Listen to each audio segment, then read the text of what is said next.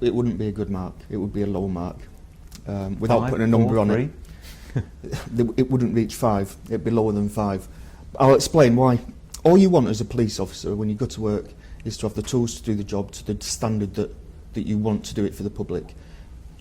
You join the police to help people, and if there's something in the way of stopping you helping people, it's frustrating, it's soul destroying, it's demoralising.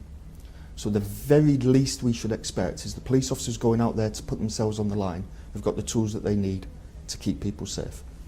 And increasingly in today's world, those tools are technology based, whether it's a communications device, whether it's a laptop, whether it's your radio. It could be a whole range of things. And increasingly we see a gap between the provision we give to police officers and the equipment that criminals have. And that gap is widening. And what I mean by that is they've got access to better kit that works better more often, and we're behind the curve increasingly. That can't be right. And I've got a real fear that what we're going to end up with when it does finally get delivered looks nothing like the promise from years ago when we started the ESN project.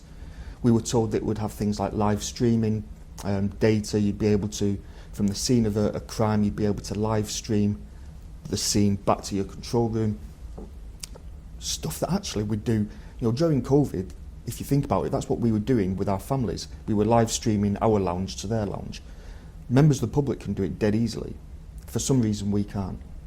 That can't be right, and it holds us back.